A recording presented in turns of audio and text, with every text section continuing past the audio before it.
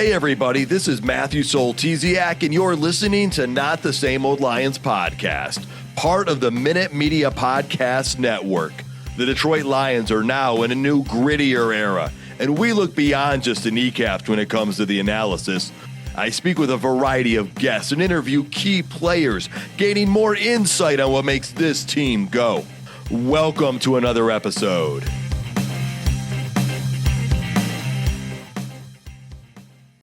In this episode, we share the insights we got from Detroit Lions training camp here when they practice against the Miami Dolphins for joint practices. We'll share what we saw on the offense and the defense. That and more. Let's get to it, Lions fans. This is Trevor Nowatzki, and you're listening to Not the Same Old Lions podcast. Joining me today, as usual, is Coach Jerry Angers, Michigan High School Coach of the Year and also the Detroit Lions Coach of the Week. He is the current Scouting and Training Director for Bull Rush Sports. Coach, good to have you here. Oh, glad to be right here by that Meyer building. And between both of us here is James Cook, not the Buffalo Bills running back who recently got an extension, but the senior sports writer for the Traverse City Record Eagle and the Sports Writer of the Year. James, good to have you here. I have not gotten a contract extension. All right, but I'm glad to be here. All right. Well, we just got done watching the Detroit Lions joint practice with the Miami Dolphins. Guys, let's talk about what we saw and what we experienced out there. Let's start with the special teams because there wasn't a whole lot of that going on. James, we didn't see any kickoffs, we didn't see any field goals, but we did see some punting. What were some of your observations on that? Yeah, they used a lot of the same guys as the Gunners on the punt return team, or punt coverage teams. They used Rocky Sin a lot, a decent amount of Tesla, and then Nick Whiteside quite a bit. Some of the other guys were Meeks and Russell and Malik Taylor. Seem to be the guys that they were using most often as the Gunners on there. So some different names I think that maybe we kind of expected. Yeah, and Tesla was beating his coverage pretty handily from what we saw. Yeah, he had that one time where he just beat his guy straight off the line and just had a free run at the returner. I mean, there was no actual returns, right, but he would have been able to just light that guy up. And it was increasingly exciting to see Nick Whiteside getting some reps here and just showing more and more of a presence. Yeah, he was doing a lot all over defense and special teams. I mean, we saw a lot of the offense, so we didn't see him as much as Jerry did. But but what we saw, he looked totally competent out there. Coach, did you see any of the special team stuff with Nick or anybody else? Yeah, I watched it from afar because I went over by the defense and stuff. But that's the big thing is, and we talked about Tesla. I talked about him in the first scrimmage in first preseason game where he was flying down there on that deep corner kick, and so it just tells you, guys are getting those shots. That's where you got to earn your money as a rookie or an undrafted free agent like Nick Whiteside. Makes sense. All right, well that's kind of all we saw from special teams for the most part. Any other observations before we move on? All right. Both punters were killing it. Yeah. Yeah, both were. 60-yard punts on the regular. Yeah. And I actually forgot to mention, not only were they killing it, but Jack Fox was doing some angling towards the sideline and getting it into the end zone or right before the end zone. So they were booming those punts, yes. All right, well, let's go to the offense because that's something that people have been wondering about. The offense has looked behind the defense much of camp. And, James, I know you said, remember, Miami didn't have a great defense last year, so maybe temper our expectations. But what do we see on the offense here? James? They were able to pretty much impose their will and do whatever they wanted. That may be an understatement. That may be it is an accurate statement. The offense looked very good at many different levels, especially when the first string offense was in there. And even Hendon Hooker had some moments. Kyle Allen had some pretty good moments there too. He was playing kind of with the third string offensive line. Hooker had the second string offensive line, and of course Goff had the number ones. And then they had Taylor Decker out there most of the time. When they did the red zone stuff, they took Decker out and they had Skipper in instead. Okay. Maybe just giving him a breather or something like that. But then later on, when they did the scrimmage part, Decker was back out there again. Awesome. And again, we were all over the place. Coach was the most mobile out there, probably keeping with his summer theme of being a vagabond or a nomad. But Jared Goff to Amon-Ra St. Brown, I think we have to talk about that because, Coach, I mean, we saw it last year. We saw how good it was. But, I mean, is it possible it's hitting even another level? I'll tell you, some of those timing passes, just when they were doing the one-on-ones, I think he hit them for 4 in a row, didn't he? His stops, of course, and Jared just letting it go, knowing where he's going to be. Time routes. We talked about that. Good quarterbacks throw the receiver open, and he was doing that.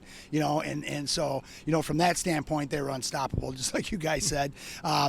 His passes offenses look great. Goff's did. It was nice to see him going against somebody else because all we've been hearing about is, the offense is behind the defense, the offense behind defense. We had a couple drops. J-Mo had a couple drops. Gibbs had a drop. But other than that, you saw those guys come back in the 11-on-11s and make some big catches. So Tesla running routes. I mean, very positive and very nice to see Jared Goff sitting back there winging that football against competition.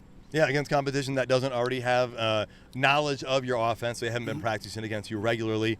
That back shoulder pass could be a difference maker this year because we've seen them on the goes, we've seen them on the pass, we've seen them on the crossing, but we didn't see those just to St. Brown, James. We saw them across the board. We saw a beautiful corner one where St. Brown caught a contested touchdown catch that brought the crowd to its feet. The crowd had a few very good moments here to get excited about. What are you seeing out of Jared Goff, James? Well, he looked very accurate. Normal, kind of poised in the pocket. Didn't seem worried at all with that line in front of him. But the Dolphins didn't really put on too much of a pass rush either. I mean, outside of their defensive tackles, that's kind of the best part of their defense is their defensive tackles. And outside of that, they didn't get a whole lot of rush or any pressure on him. So he was able to pretty much dissect them. In the 7-on-7 part, they were pretty much going 11 personnel exclusively with a lot of pre-snap motion. And a lot of shotgun, too, which surprised me. A lot of shotgun in the 7-on-7 especially. They did it a little bit more under center later on in the scrimmage part. Yep. But not until late. It seemed, like you're right, there's a lot of shotgun. And just, I think it was almost every play they ran pre-snap motion in the 7-on-7s. Coach, go ahead. You got anything else? I didn't note that Deion Jackson in the pass pro drills looked really good. Okay. Nice. Well, that's important because obviously if you want to have a part of this team, if you want to be a contributor, you have to do all the different parts. Yeah, and that's one of those ones where it was just a one-on-one. Yeah. They let a linebacker from the Dolphins blitz. Linebacker or the running back had to pick him up and see how long he could hold him off. And he seemed to pretty well excel at that. All right. Well, let's stay with the formations, Coach. We have a new offensive coordinator here this year. You've got the shotguns we see more of, although they were under center. Is this kind of what you're expecting?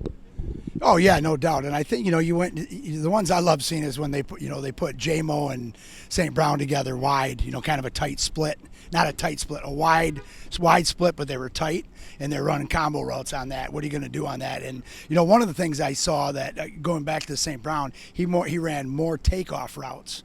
Or goes, whatever they call them. And then that stop behind back shoulder throws were wide open in that situation. Same thing what James said about, that was one of the things I want to talk about. I love that drill where they're throwing one-on-ones and on the backside they got the bags out and they're blitzing linebackers and running back. Full goal run at you and the running backs have to pick them up.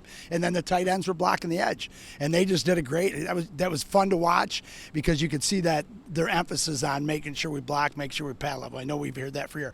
Probably the play of the game and play of that in that drill was when they were moving the bags. And I talked to Kyle Jenkins today, a Rogers rep, and they have these pop-up bags that are 130 pounds. Yeah. And I saw guys dragging them 5 yards to get them in the right place. Understandably so. I mean, two guys were dragging them, and then Dan Campbell walks over with one arm, bends down, picks it up, and walks 5 yards and sets it down. I'm like, either that's a dummy bag because everybody wanted to see how big he is and strong he is, or MCDC, you're a man, dude. Yeah, that was impressive. Another interesting coaching thing I noticed is Mark Brunell. Yes. Caught in Jared Goff's ear a lot, talking to quarterbacks a lot. But what caught my attention randomly, weirdly, is he was wearing black pants and a black T-shirt on this hot day, and he didn't seem phased at all. I know not real football related, but maybe durance related. Yes. And he's going to be in Jared Goff's ear a lot on that sideline, as Johnny Morton is up in the booth. Right.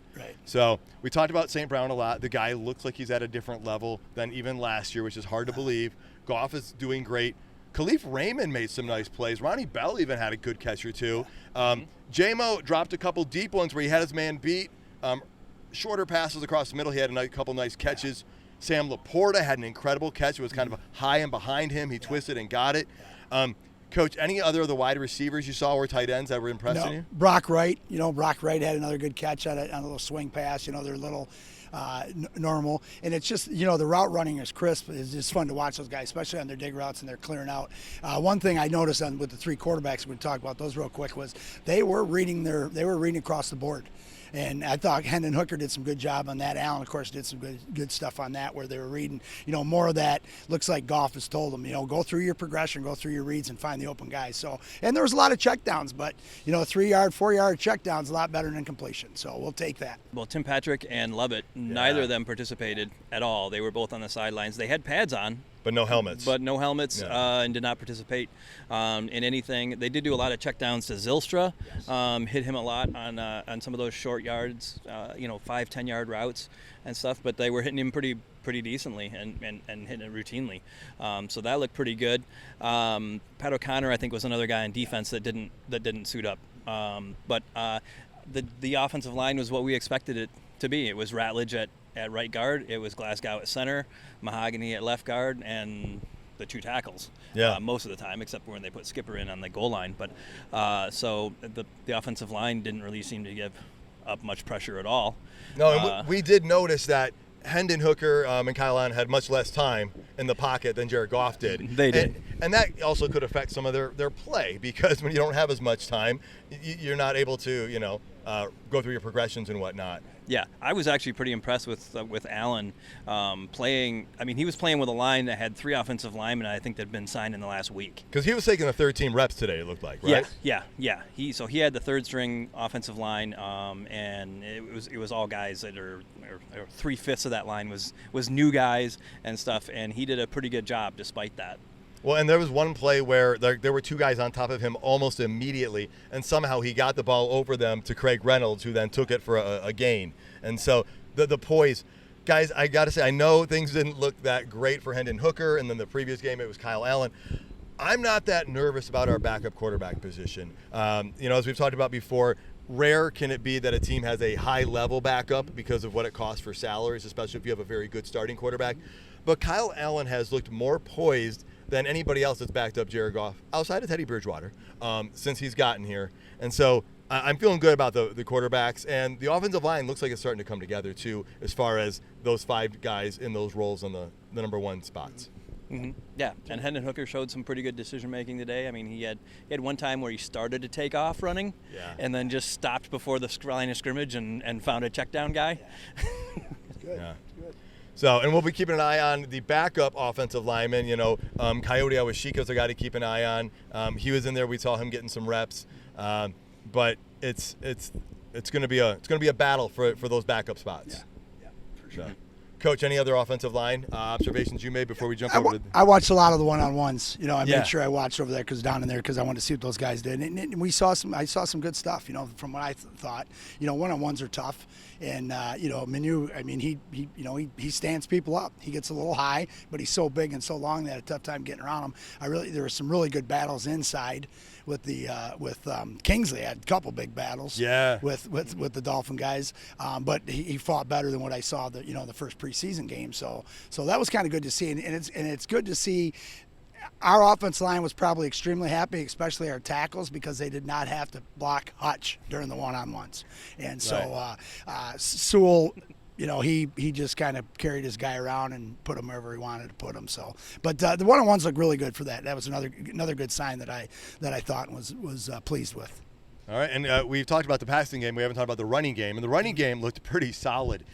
Gibbs, actually, one of my favorite plays was Gibbs got into the end zone on a play and scored a touchdown, and I believe it was number 23 from the Dolphins came over and tried to knock the ball out of his hand after, and Tate Ratledge wasn't having any of it. I'm like, man, you can just see them bonding, and even after the play was over and the ones were on the sideline, you were able to see, Ratledge coming over to St. Brown and Gibbs and Monty, and they were relaxed and having a good time and just building that team chemistry that much more. But what did you see out of the running game today, Coach? I didn't get to see a ton of it because Okay. I was, over trying to watch it, but I did see that play. And I just thought that they were coming downhill. And I think, and again, we're going to block on the run game to set up the pass game. We know that's what the line's doing. I'm sure that's what Morton's after. And from that aspect, from what I watched, it looked really good to me. But again, I was overwatching the good side of the ball. We're going to hit you up heavy here in a minute on the defense because we know that was your specialty today. James, what were you seeing on the running game? It looked good. I mean, whenever they were running the ball, they were gashing them. I mean, it's a scrimmage, so people aren't tackling 100%. Right. But you still got guys for the Dolphins who are fighting for roster spots and all that. So it's not like they were going up against tackling dummies. Right. So Reynolds, Gibbs, Montgomery, they were all gashing them. Vaki had a fumble, He did. which was not good. Yeah. But seemed to kind of bounce back from that a little bit.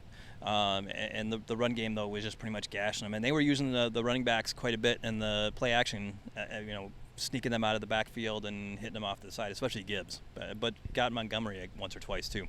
Yeah, and I think that's something we're all kind of optimistic that we're going to see, whether they have 2 back sets or 1 back sets, but a lot of those short dump offs. And Montgomery on an early drill one-on-one, he totally beat, I believe it was a linebacker, and I mean, he separated himself within 7 yards. He had beat him, and nice pass, nice catch. He was gone. And so, as you were even saying, James, Montgomery's a little underrated as a pass catcher. Yeah. In Chicago, he was a very good pass catcher, I always thought. And I kind of thought he was underutilized, or has been in his Detroit tenure as a receiver.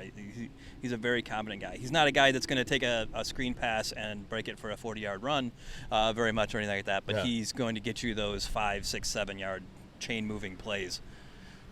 Makes a lot of sense. And again, it's understandable why he's maybe overlooked, because you've got Jahmyr Gibbs, who had a reputation for that coming out of college. Yeah.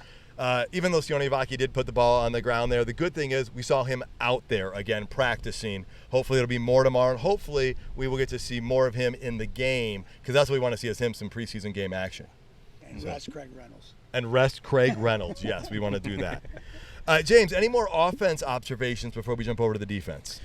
No, I mean, that was about it. I guess when they went to the hurry up, one thing I noticed is that they kept using the hand signals. Yes. It was exclusively hand signals. Goff turning to the receivers and giving them, 4 or 5 signs, and obviously only one of them is the good one, probably, of what route they're running, and then going. So that's maybe a little bit different than Ben Johnson, but other than that, the play calling was somewhat vanilla. Yeah. But they were just letting the players do their thing, and that's good. They were just pretty much running play stuff and letting the Lions out-athlete the Dolphins, and they pretty much did that routinely.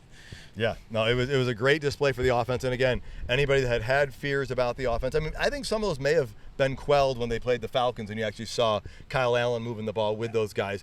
But to see the number ones, that's something we haven't seen against other competition yet this preseason, because they're just not going to play in the preseason game. So that's why these joint practices are so important.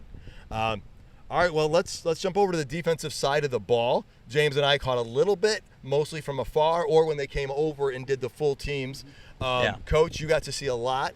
Let's start early on. The first thing I saw were the defensive backs were doing their footwork, and the nice thing was Terrion Arnold was out there. And that was a surprise. I think Campbell had said in the presser this morning that he was going to be out for a little bit. Yeah. And so that's good to see him out there moving. Oh, for sure, and especially because he's doing in those drills he wasn't doing 50%. He was putting a little bit on him. So yeah, that's a great sign for that. We know that he maybe could have played, maybe could play in the preseason game. It gets to a point when you look at it, if we actually had a game next week that counted, you're probably going to have him on the field. And there was a play that during defense I was watching, and Reed had a great defense down in the back corner, and who came down immediately? Well, Reed went over and took a water bottle from one of the fans, which was hilarious. And then as soon as he turned and came back, TA was running down congratulating him. So that's the thing where you go, that's that brotherhood that we're looking for. So, but totally agree with having him out there. Awesome. So let's stay with the secondary right now. We'll work our way back. From a distance, it looked like Nick Whiteside had an interception. I don't know if that was against Tua or Zach Wilson, because again they were on the other side of the field at that point. But tell us what you saw in the secondary over there. Very aggressive. We knew that was going to happen. Seeing Reed out there was fun to watch. Even the young guys. Nick had a great job. Did a lot of good job on the coverage concept.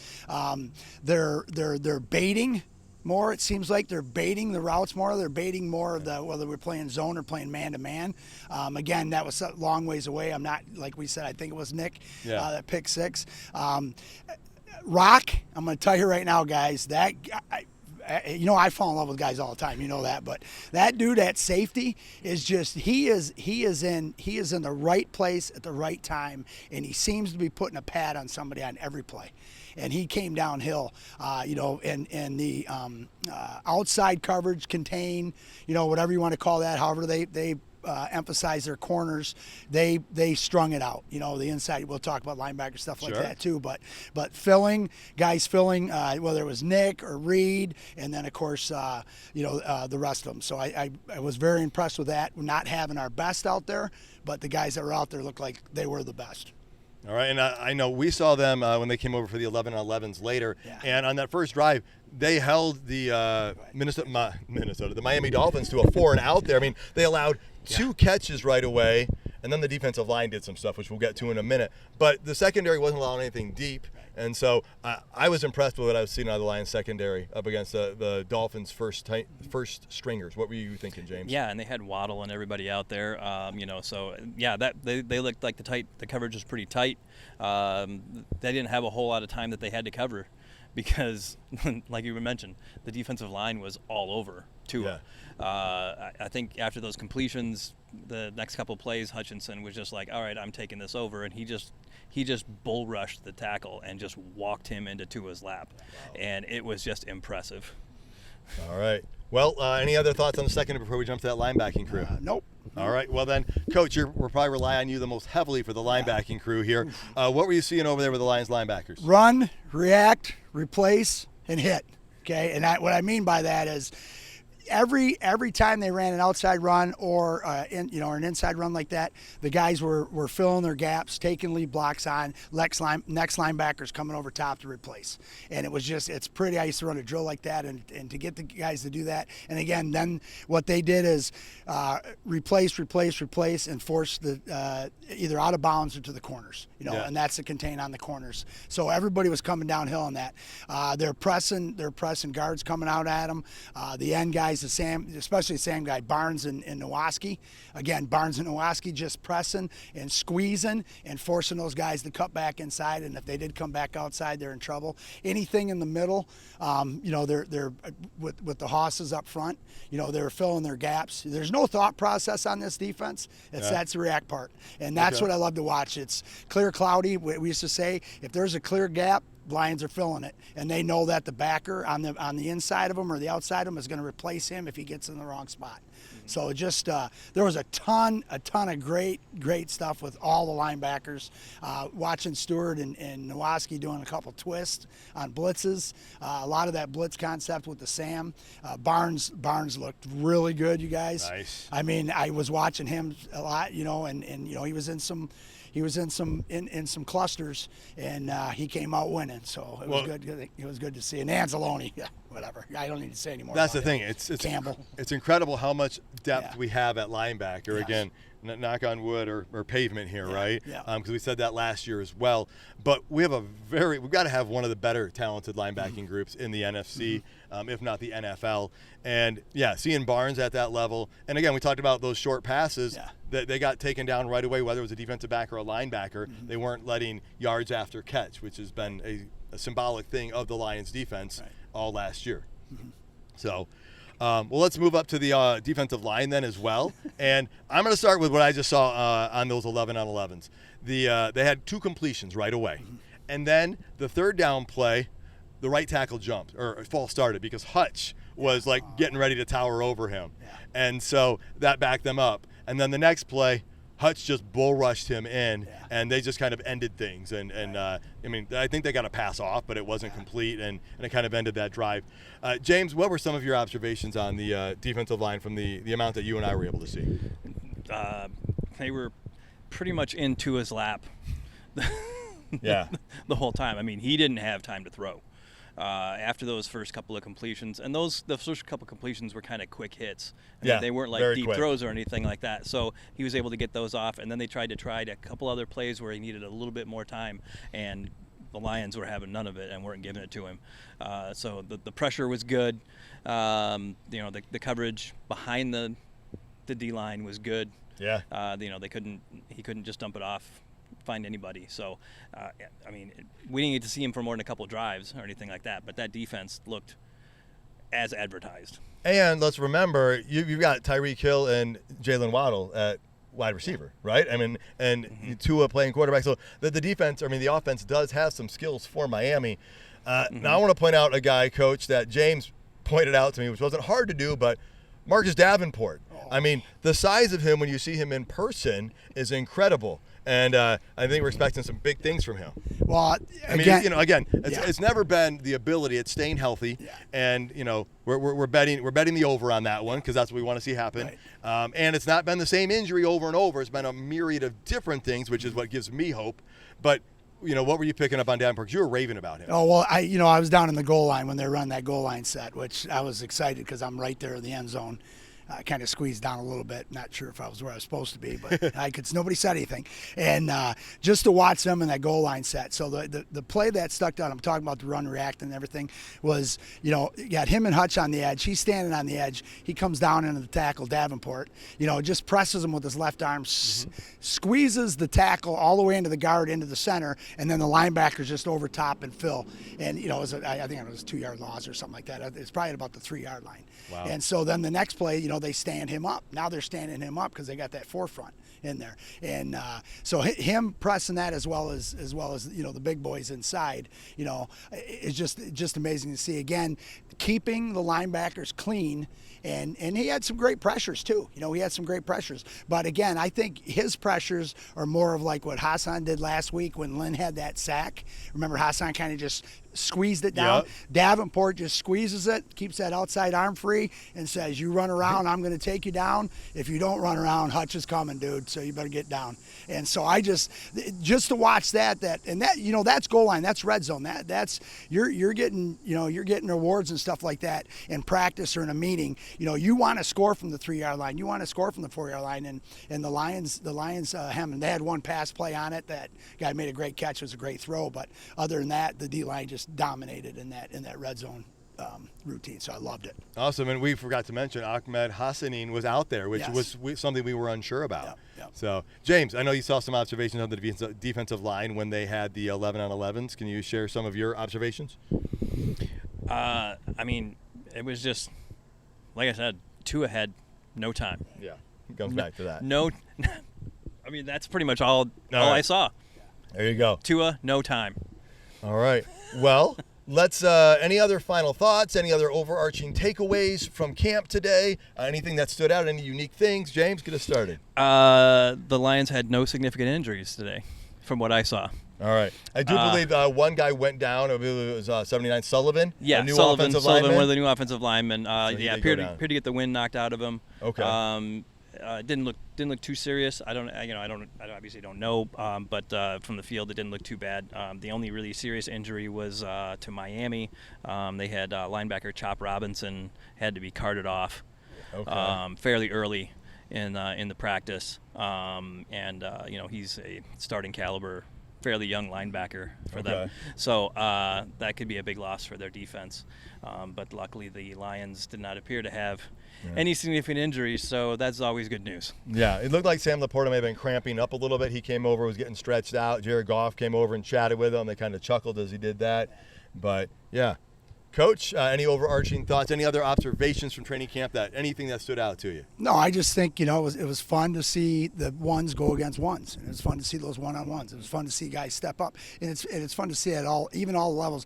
You can tell there's so much competition out there, and they compete so much every day with your position. But the thing I noticed a ton was, no matter if they're competing for your position, your starting position, or make the team, each one of those individual defensive groups as well as offense groups are brothers when it's all done. And they're helping each other. They want each other to be better, and they want each other to push. There's 37 guys out there today that are going to be gone.